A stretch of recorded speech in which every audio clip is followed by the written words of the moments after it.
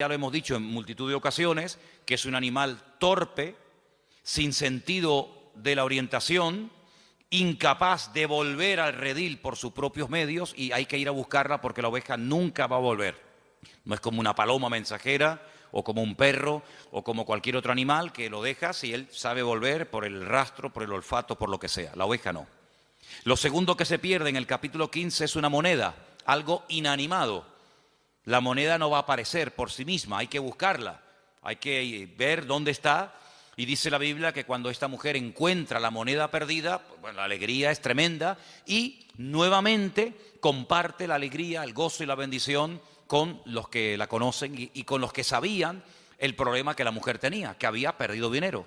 Sin embargo, lo tercero que se pierde no es ni un animal ni un objeto inanimado como una moneda, sino se pierde un ser humano, se pierde un hijo.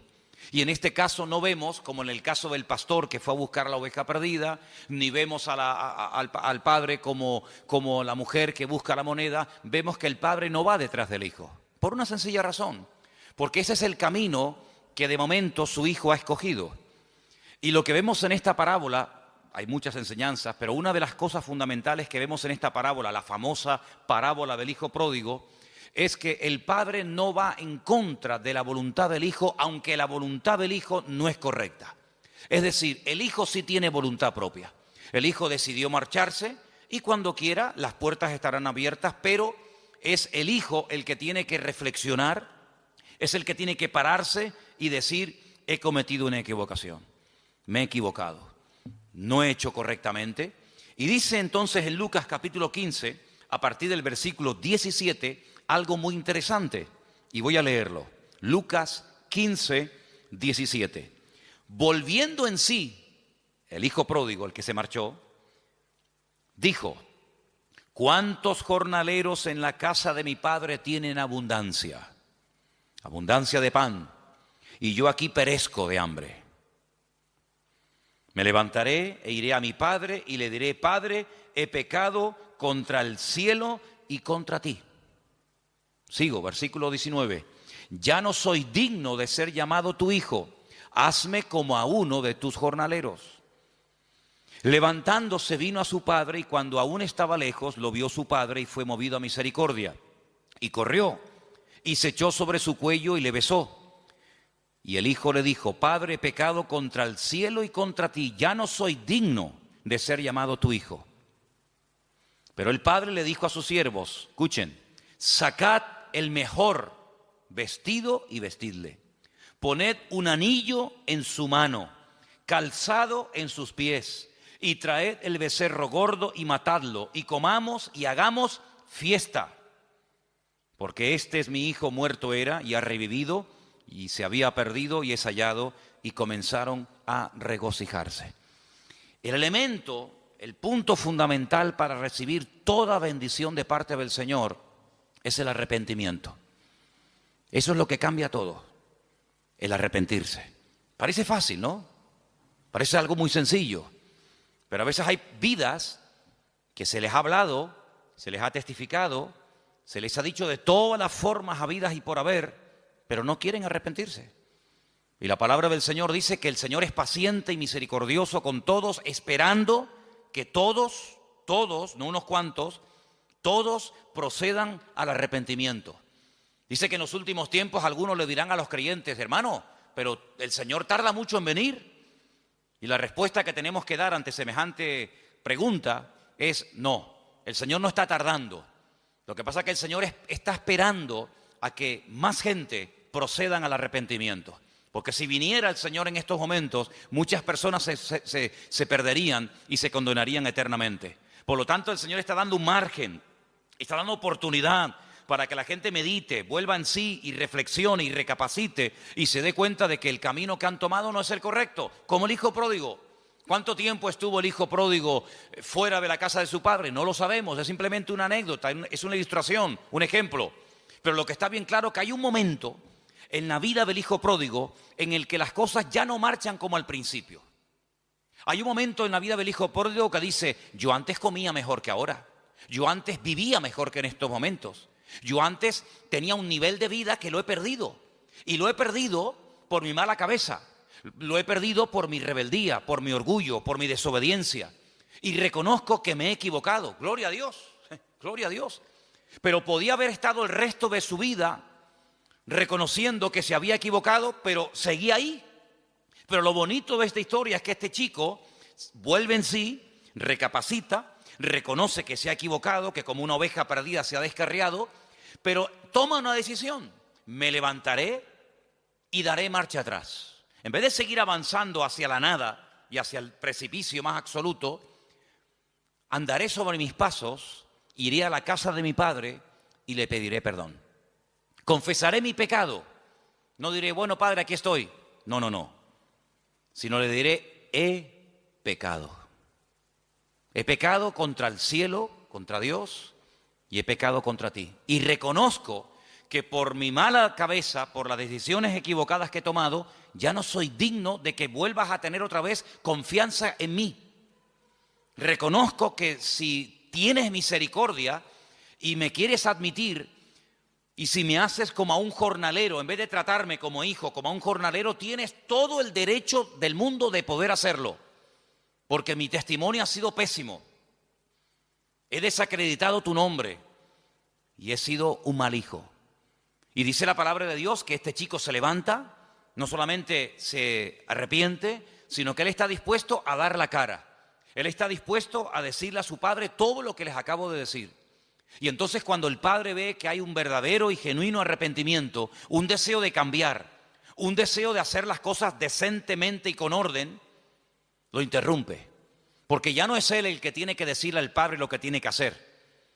Tu parte, lo que te corresponde a ti es arrepentirte, pedir perdón, pero yo sabré lo que tengo que hacer, si tratarte de una manera o tratarte de otra, si mandarte al campo a trabajar como a un jornalero más o darte otra oportunidad. Y el padre optó por darle una oportunidad, otra más. Le pone unas ropas nuevas, no saca lo peor, sino dice el mejor vestido. Lo mejor que haya en casa, vestir a mi hijo, porque él es la imagen de lo que yo soy, por lo tanto él tiene que dar una imagen digna. Tienen que darle el anillo, con el anillo se firmaban los documentos, el anillo era señal de autoridad, ponerle calzado, hagamos una fiesta, porque aquí ha habido hoy algo increíble que tenemos que saber festejar y recordar, que mi hijo se había muerto prácticamente, lo dábamos ya por muerto, por perdido, pero gloria a Dios, ha vuelto en sí, ha vuelto a la casa, arrepentido, y entonces comienzan una serie de bendiciones otra vez a manifestarse en la vida del hijo. ¿Qué fue lo que produjo el cambio? ¿Qué fue lo que hizo que lo que había perdido lo volviera a recuperar y se volviera a hacer una fiesta en la casa y borrón y cuenta nueva? El arrepentimiento. Si no hay arrepentimiento, no puede haber victoria en nuestra vida. Si no hay arrepentimiento y apartarnos del pecado, no solamente un remordimiento de conciencia, no solamente decir estoy obrando mal, he hecho mal, me he equivocado, pero no hay cambio. No, el arrepentimiento, como bien saben ustedes y se ha dicho muchas veces desde este mismo púlpito, es cambio de dirección. Si no hay un cambio de dirección, si no hay un rechazo a la vida que he estado llevando, entonces no hay un genuino arrepentimiento. Hay un remordimiento. Te sientes mal porque sabes a la luz de la palabra de Dios que lo que estás haciendo o has hecho no está bien, pero sigues haciéndolo.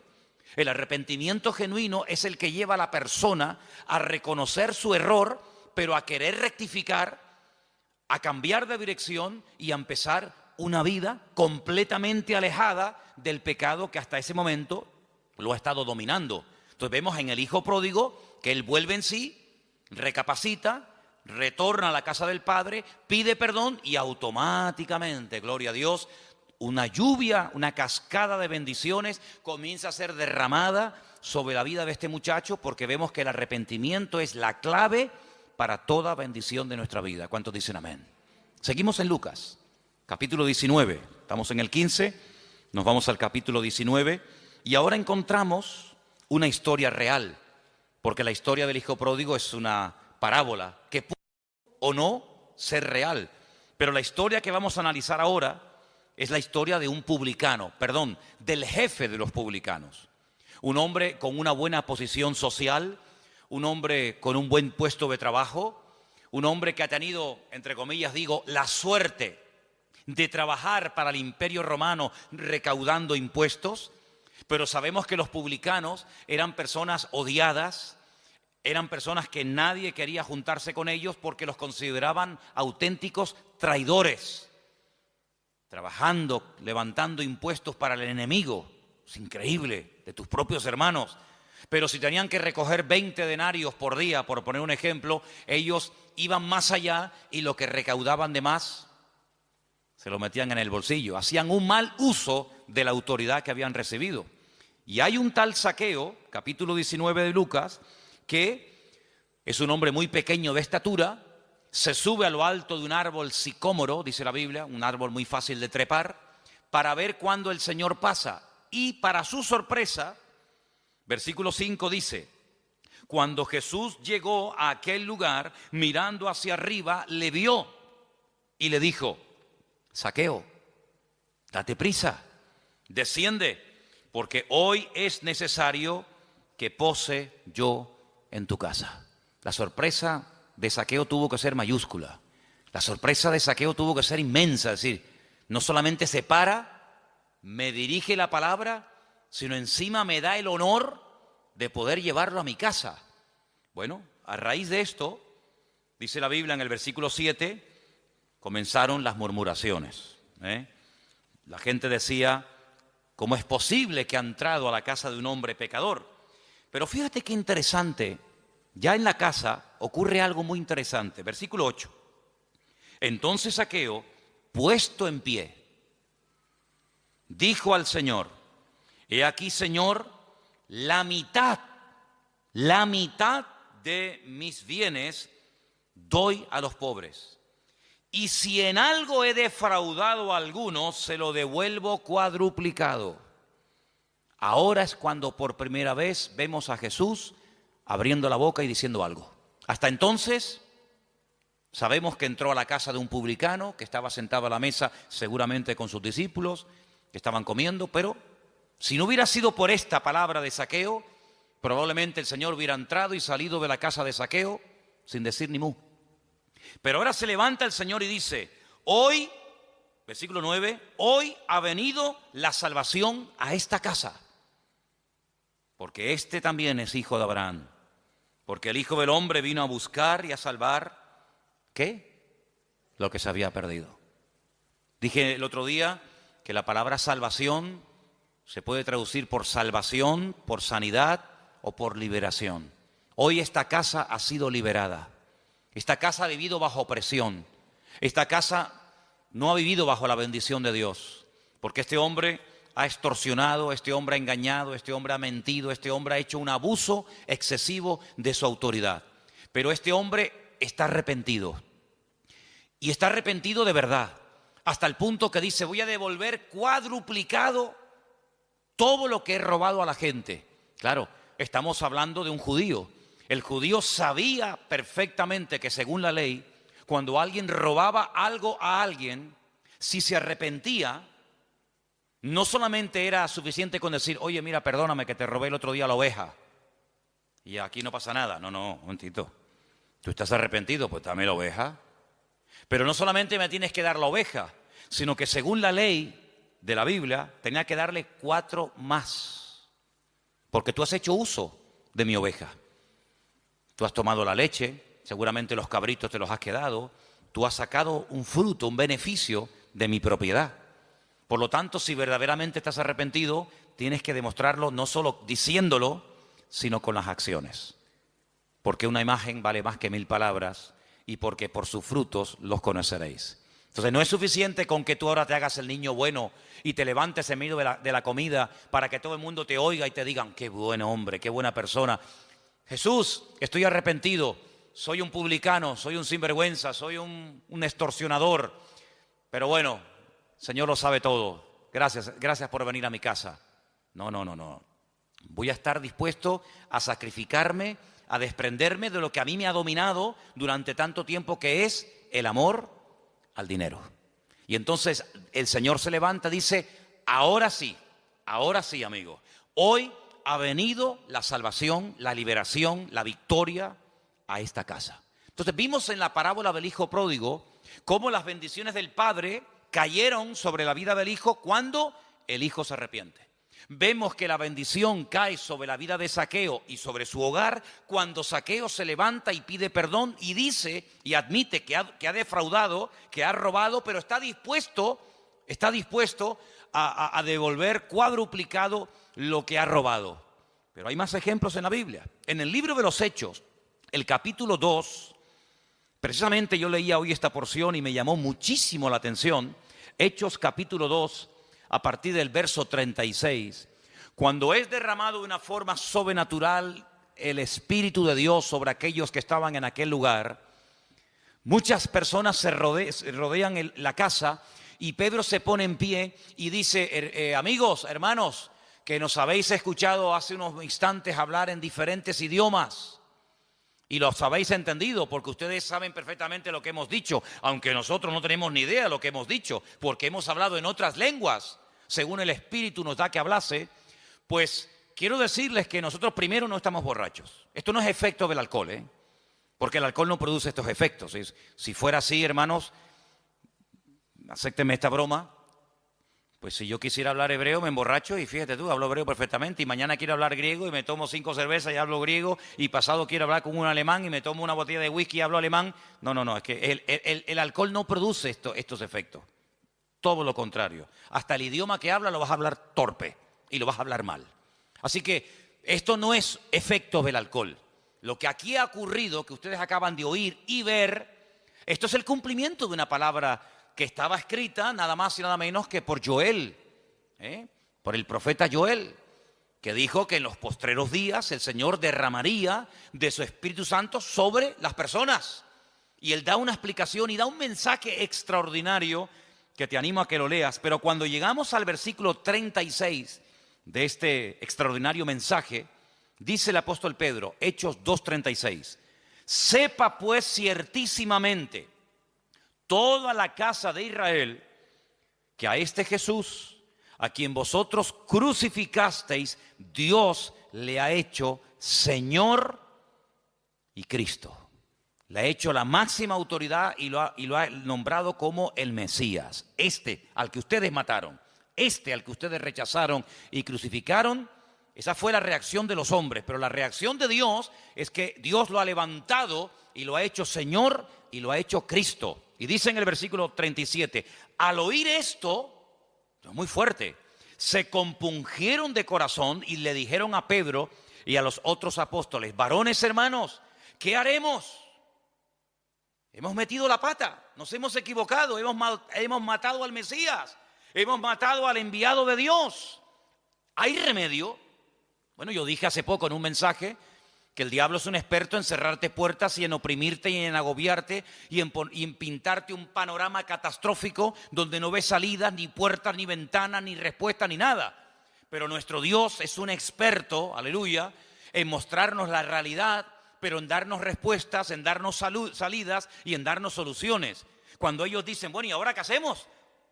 Pues el apóstol Pedro dice algo increíble, versículo 38, arrepentíos y convertíos. Dice el versículo 38, cada uno de vosotros en el nombre de Jesucristo para el perdón de vuestros pecados y recibiréis el don, el regalo, la dádiva del Espíritu Santo como nosotros.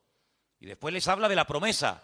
Dice, mira, esta promesa que dio Joel, que se ha cumplido hoy, no solamente es para nosotros, sino es para ustedes también. Y para cuantos el Señor nuestro Dios llamare.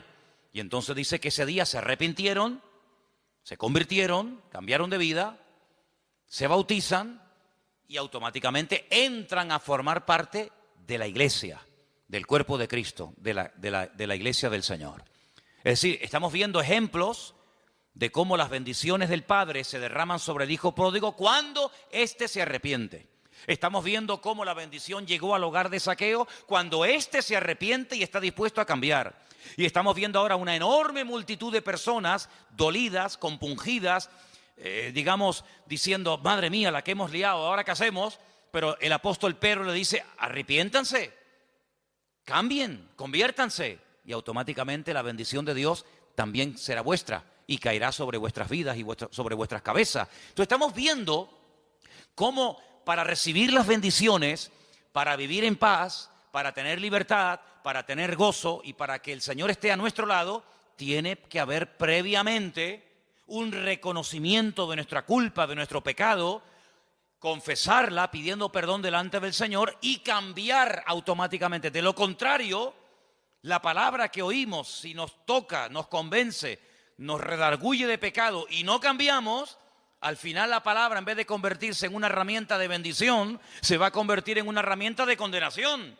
Porque la palabra viene para convencerte de pecado. Si te convence de pecado, si te redarguye el Espíritu de Dios, cuando escuchas la palabra y cambias y te arrepientes, gloria a Dios. Pero ¿y si no te arrepientes? Dice, ya no hay más ofrenda por el pecado, ya no se puede hacer nada más. No vamos a decirle al Señor que suba otra vez al madero y que muera otra vez. Eres tú el que no quieres cambiar, eres tú el que no te quieres arrepentir. Y todo el futuro maravilloso y todas las bendiciones que el Señor tenía para tu vida, tú lo estás echando a perder con tu falta de arrepentimiento y de una genuina conversión delante del Señor. ¿Cuántos dicen amén? Vamos a ir a algunos pasajes, otros pasajes del Nuevo Testamento, para ir fortaleciendo todo esto, y espero que esté quedando claro, ¿verdad? Segunda de Corintios, capítulo 2, versículo del 5 en adelante. Segunda de Corintios, capítulo 2, versículo 5. Para entender esta porción, tengo que decirles que en la primera carta, el apóstol Pablo le dice a la iglesia que tienen que expulsar, echar de la congregación a un hermano, a un creyente, a un hombre, a una persona, que a Pablo le han informado que está en fornicación y que está nada más y nada menos que con su madre o con su madrastra, como algunos comentaristas opinan. Cuando el apóstol Pablo le dice, mira, es que hay un hermano en la iglesia, o uno que dice que es creyente en la iglesia, y resulta que está cometiendo un pecado terrible, y le dice, mira, algunos comentarios dicen que era realmente con su madre, cosa que nos puede resultar escandalosa hoy en día, pero que en aquellos tiempos la depravación era tan terrible que era normal, ¿eh? O otros comentarios dicen que podía ser la segunda esposa de su marido, con su madrastra. Bueno, da igual, madre o madrastra. El apóstol Pablo dice, bajo ningún concepto voy a permitir que en esa congregación que ha costado tanto sacrificio levantar, se produzca semejante mal testimonio. Y el apóstol Pablo dice algo tremendo, dice, eso que ese hombre está haciendo yendo a la iglesia, no lo hacen ni los inconversos. Ese pecado es tan terrible, tan vergonzoso, que ni los gentiles hacen eso que este hombre está haciendo. Por lo tanto dice, juntaos y yo en espíritu me junto con vosotros y expulsad a este personaje de la iglesia, entregárselo a Satanás, para que el diablo lo sacuda, para que se dé cuenta de la barbaridad que está haciendo, que está causando un pésimo testimonio dentro de la congregación. Y bueno, que el Señor tome medidas. Se ve que lo expulsaron y este hombre recapacitó. Este hombre reconoció su pecado y ahora en el capítulo 5 de Segunda de Corintios, capítulo 2 de Segunda de Corintios, del versículo 5 en adelante, dice Pablo, Segunda de Corintios 2:5, si alguno me ha causado tristeza, no me la ha causado a mí solo, sino en cierto modo, por no exagerar, a todos vosotros, evidentemente. Le basta a tal persona esta reprensión hecha por muchos. Así que al contrario, vosotros más bien debéis perdonarle y consolarle para que no sea consumido de demasiada tristeza, por lo cual os ruego que confirméis el amor para con él. Porque también para este fin os escribí, para tener la prueba de si vosotros sois obedientes en todo.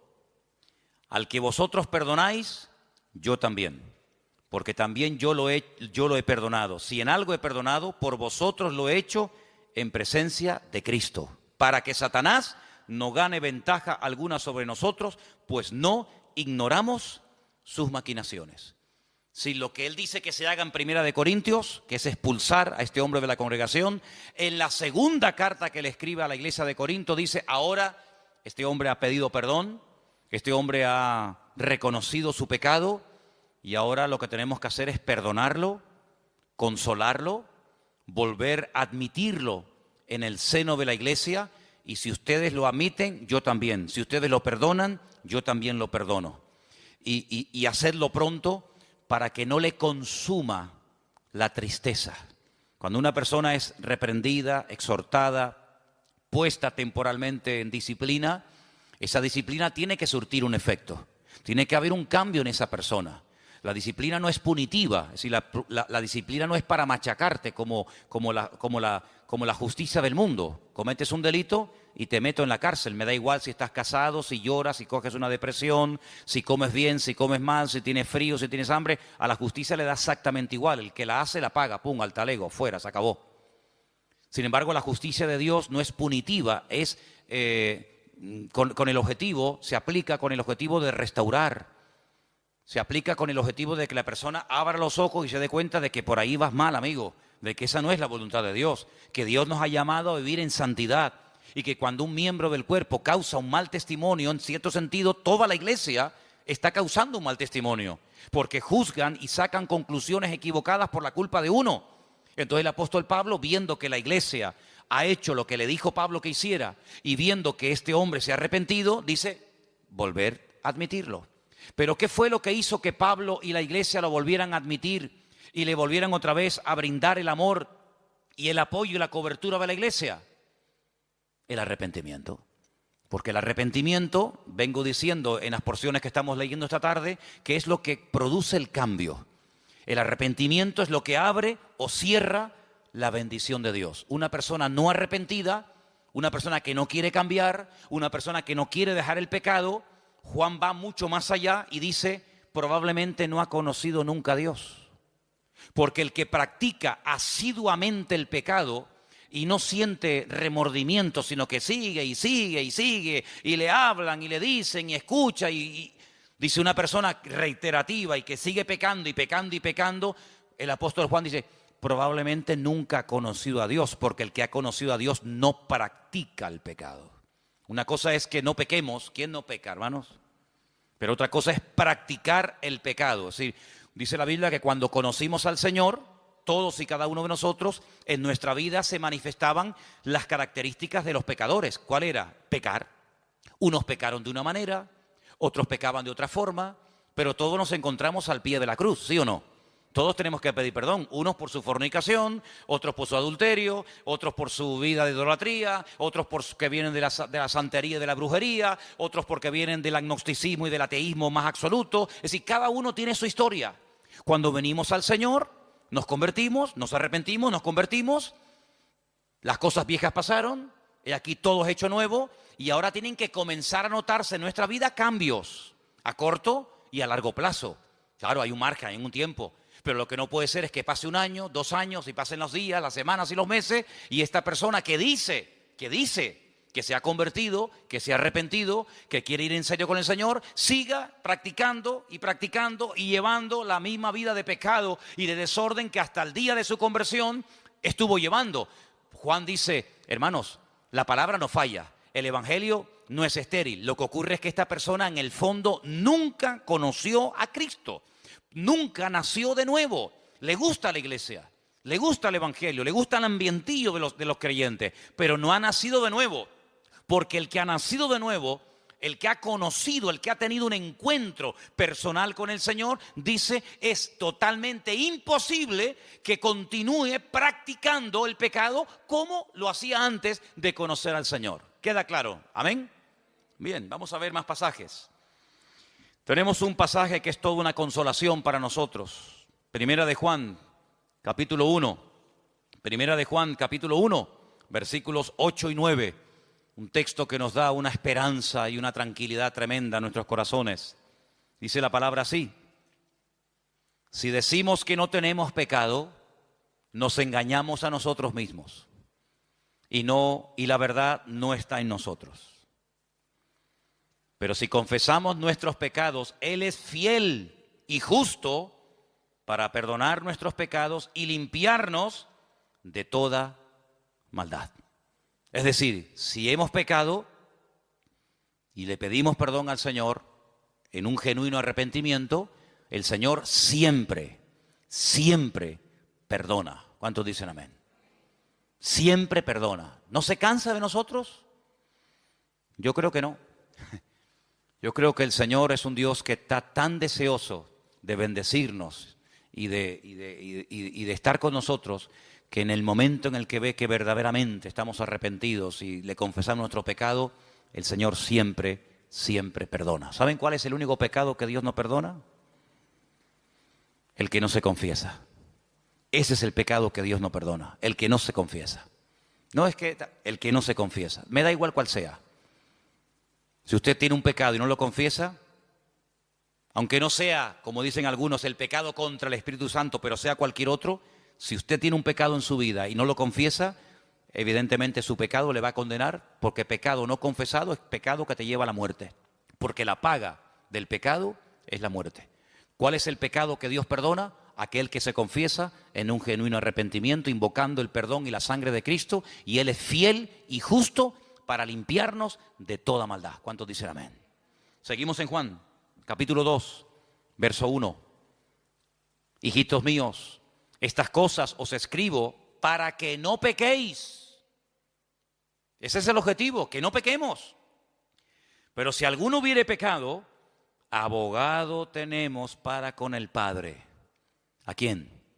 A Jesucristo. Esa palabra abogado es la misma palabra que aparece en Juan cuando dice consolador, paracleto. Tenemos un abogado delante del Padre que es Jesucristo el justo. Él es la propiciación, una palabra un poco rara, ¿no? Él es nuestro sustituto, el que ocupó nuestro lugar. Eso es lo que es propiciación. Él es el sustituto, Él es la propiciación por nuestros pecados. Y no solamente por los nuestros, sino por los de todo el mundo. En esto sabemos que nosotros le conocemos, si guardamos sus mandamientos. Hay alguien que pueda decir, yo le conozco, yo sé, yo he tenido un encuentro con el Señor, y no guarda sus mandamientos, es decir, su palabra. Esa persona es mentirosa. Miente. Y la verdad no está en él. Pero el que guarda su palabra, en este verdaderamente el amor de Dios se ha perfeccionado. Por eso sabemos que estamos en él. Nuestros deseos cambian. Estaba leyendo estos días y a lo mejor, no sé, a lo mejor probablemente el domingo comparta algo de esto. Hay un versículo en el libro de Ezequiel, capítulo 36, donde en el mismo versículo lo que me llamó la atención cuando lo leía es que aparecen como 3 tipos de corazones. La palabra corazón en el mismo versículo aparece 3 veces.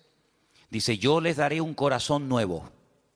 Yo quitaré el corazón de piedra de vosotros y os daré un corazón de carne. En el mismo versículo, corazón nuevo, corazón de piedra y corazón de carne. Estoy preparando algo, no sé, a lo mejor lo comparto el domingo, no sé, ya se darán cuenta si lo hice así o no.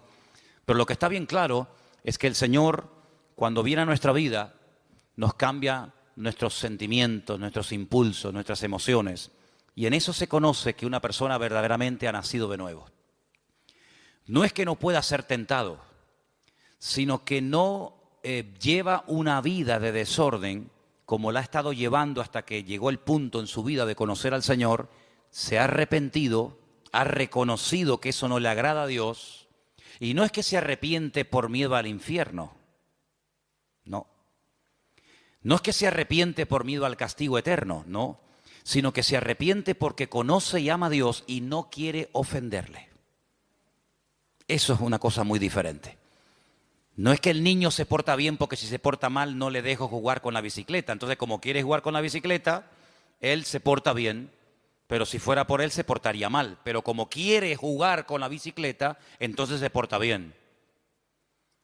Pero el verdadero Hijo de Dios no deja de pecar por miedo al castigo, sino el verdadero nacido de nuevo deja de pecar porque ama tanto a Dios que no quiere ofenderle, ni quiere hacer nada que no haría el Señor y que ofendería la santidad y la grandeza del Señor. ¿Cuántos dicen amén? Ahora, puede ser que como creyentes se peque, claro, ¿cómo no? Somos seres humanos y dice la Biblia que el espíritu está pronto y la carne es débil. ¿Qué ocurre entonces? Santiago, la carta a Santiago, hay un texto muy bonito en el capítulo 5, casi al final de la carta de Santiago, en el capítulo 5, 19 y 20. Escucha bien porque es un versículo muy interesante. Y espero que captes el espíritu de la letra. No solamente la letra, sino el espíritu de la letra. Santiago 5, versículos 19 y 20 dice, hermanos, hermanos. No llamamos hermano a todo el mundo. Usted va por la calle y cuando entra, por ejemplo, en una cafetería a tomar un cortado, dice, buenos días, hermanos. Señor les bendiga a todos. Los de la barra te miran así diciendo, ¿de dónde ha salido este? No entras a la universidad por la mañana y dice, buenos días, hermanos, ¿qué tal? Señor les bendiga, hermanos. La gente dice, yo no soy tu hermano. ¿A quién le llamamos hermanos? Aquí, a nosotros. ¿Qué tal, hermano? ¿Cómo estás? Hola, hermanita. A mí me viene de maravilla eso de hermano y hermana. Cuando me quedo trabado y no me sale el nombre, digo, hola, hermana, ¿qué tal? Y quedo bien, encima quedo hasta educado, ¿no? Así que cuando Santiago dice hermanos, ¿a quién le está hablando? ¿A los inconversos? No, le está hablando a los hermanos. Y hermano en Cristo nuestro es todo aquel que tiene a Cristo en su corazón como tú y yo lo tenemos, ¿sí o no? Eso está claro, ¿no? Muy bien, sigo entonces. Hermanos, si alguno de entre vosotros se ha extraviado de la verdad y le hace volver, sepa que el que haga volver al hermano, nadie dice nada. Corríjame porque leí mal a propósito y nadie me dijo nada. Yo sé que ustedes me quieren mucho, pero no me permitan que lea mal la Biblia. El versículo no dice, sepa que el que haga volver al hermano, no dice eso, hermano. Dice, el que haga volver al pecador del error de su camino, salvará de muerte un alma y cubrirá multitud de pecados. Es decir, que existe la posibilidad de que después de haber conocido al Señor, de formar parte del cuerpo de Cristo, de ser hermanos y hermanas, pequemos y nos desviemos de la verdad, ¿sí o no? Entonces, ¿qué hacemos? Bueno, pues entonces lo que hay que hacer es volver al camino. ¿Y cómo se vuelve al camino? Arrepintiéndose. Señor, he pecado contra el cielo, he pecado contra tu palabra, te pido perdón, lo siento, Señor. No quiero volver a cometer este pecado. ¿Y el Señor qué hace? Perdona y olvida. ¿Por qué? Porque es fiel y justo para perdonar todo pecado que verdaderamente le pedimos perdón en genuino arrepentimiento delante del Señor. Entonces, el denominador común, el hilo conductor de lo que estoy hablando en esta noche, todo se ciñe a una sola palabra: arrepentimiento, arrepentimiento, arrepentimiento. Pero cuidado, hay creyentes que piensan que el tema del arrepentimiento es para los de la calle, para, como decimos a veces hasta despectivamente, ¿no? Que Dios nos perdone, para los del mundo, que se arrepientan de esa idolatría, que se arrepientan de sus pecados. Sí, no, está claro que se tienen que arrepentir, los pecadores se tienen que arrepentir, pero hermano, los cristianos también tenemos que vivir una vida de arrepentimiento cada día. O nosotros ya no pecamos. El que no practiquemos un pecado no significa que de vez en cuando no cometamos algún pecado. Porque dice la Biblia que el que no peca es varón perfecto, capaz de refrenar todo su cuerpo. Podemos pecar de muchas formas, tal vez no tan brutales, tal vez no tan exageradas como cuando no le conocíamos a Él, pero en definitiva se puede pecar. Pero gloria a Dios, que Dios es fiel y justo para perdonar siempre, siempre, cuando hay un genuino arrepentimiento en nuestras vidas y en nuestros corazones. ¿Cuántos dicen amén? Qué alivio, ¿no? Gloria a Dios. Bueno, tengo un versículo más. Vamos a Job, libro de Job, y con este texto terminamos. Libro de Job, capítulo 11. Y son versículos que a usted le van a resultar muy, pero que muy, muy conocidos, porque la mayoría se lo saben todos ustedes de memoria. ¿Sí o no?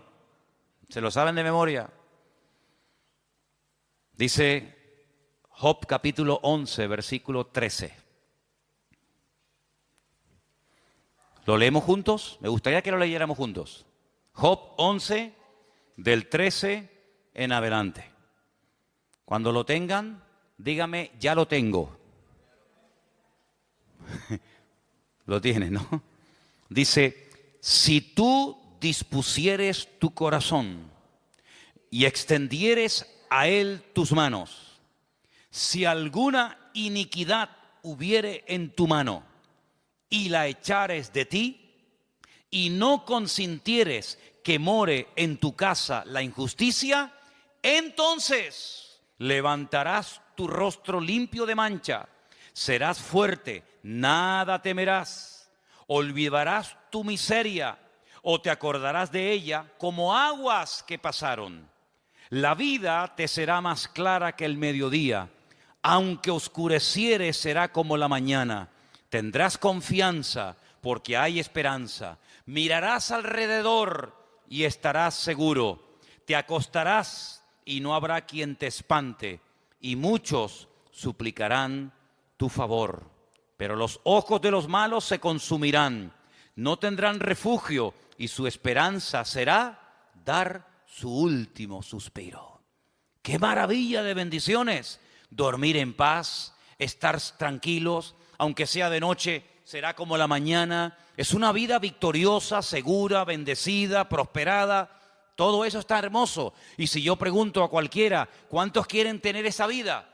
Que todo te vaya bien, que tengas bendición, que duermas seguro, que las puertas se abran, que no tengas temor de nada ni de nadie. Hermanos, cualquiera, en cualquier iglesia a la que usted vaya, en cualquier denominación, todo el mundo diría, yo hermano, yo quiero esa vida. Muy bien, gloria a Dios. Primer punto a favor. Pero el requisito lo hemos leído en los primeros versículos. Disponer el corazón. Extender las manos. ¿Qué es extender las manos? Este gesto que hacemos, ¿qué es? Me rindo. Cuando alguien te atraca, ¿qué dices? Levante las manos, arriba las manos. Me rindo. Es así. ¿A quién te rinde? A el Señor, me rindo, Señor. Dame con un garrote. Me rindo.